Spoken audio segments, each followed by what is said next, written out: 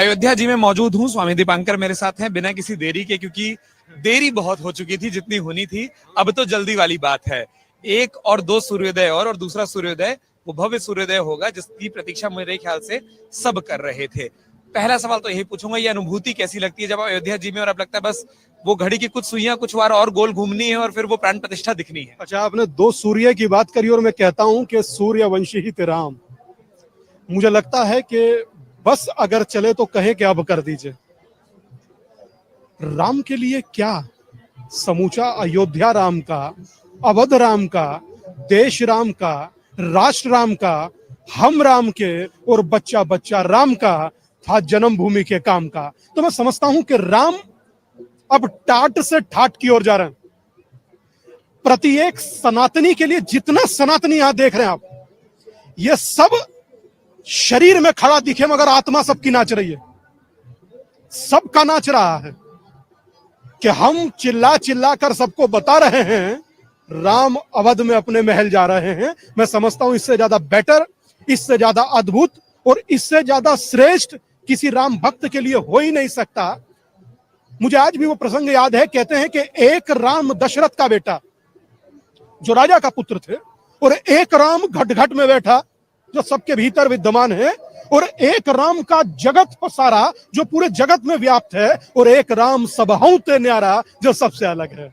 मेरा राघव सरकार, राघवेंद्र सरकार, वो सबसे अलग है, वो सबसे अलग दिखता है, वो सबसे अलग है। और जो 14 वर्ष के वनवास में भी हम लोगों की रक्षा किए, कि यज्ञ कीजिए रक्षा किए, इसीलिए राम राम हुए कि छोड़ दी सब ख्वाहिशें निष्काम होने के लिए, और राम ने खोया बहुत कुछ राम होने के लिए। हम जहाँ खड़े हैं अगर पीछे भी देखें, सरयू जी का प्रवाह है, पक्के घाट हैं, सुंदर अयोध्या है, पीछे ये पूरे जो घाट हैं वो सज चुके हैं, अभी थोड़ी देर में साज सज्जा, वो आकर्षक विद्युत व्यवस्था सब देखने को मिलेगी। बात सिर्फ उस जन्मभूमि की और उस जमीन की नहीं है जिसकी कानूनी लड़ाई चली, राम के नाम के साथ और प्राण प्रतिष्ठा के साथ जिस तरीके से अयोध्या जी का स्वरूप बदला है। आप भी अयोध्या आते रहे, वो नाता रहा, वो गलियों से अब ये पक्के घाटों तक और राम संध्या राम भजन सुनाई देना, ये परिवर्तन आपको एक व्यक्ति के तौर पर, तमाम अनुयायियों से जिनसे आप मिलते होंगे उनके भाव भी आपके पास होते हैं, तो उन सबके भाव अगर साकार रूप से पूछूं वो परिवर्तन कैसा है? मैं जब आया था तब राम को टाट में देखा था तो अपने आंसू रोक नहीं पाया। अब आया हूं, राम को ठाट में देख रहा हूं तो स्वयं से ज्यादा प्रसन्न किसी को नहीं मान रहा।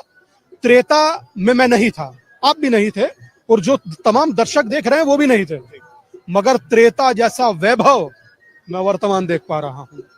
ये सरयू की जो लहरें हैं ये कुछ कहना चाहती हैं, ये सदा राम के चरणों में बहना चाहती हैं।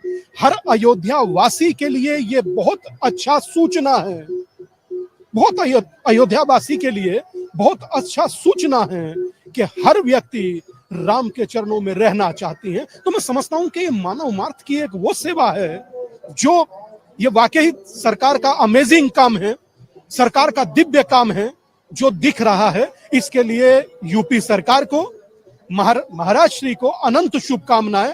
जो उन्होंने किया है, उन्होंने साबित कर दिया योगी ही उपयोगी हो सकता है। अंतिम सवाल जैसा, क्योंकि आपने जो जिक्र किया, मैंने भी प्रभु श्री राम के वहां दर्शन किए जब वो स्टेंट में होते थे, तब एक अपवाद स्वरूप एक लाइन थी जो मैंने भी कभी कही थी कि शायद दुनिया का इकलौता मंदिर होगा जहां जूते पहनकर जाए जा सकते हैं लेकिन प्रसाद लेकर नहीं। वो व्यवस्था वैसी थी।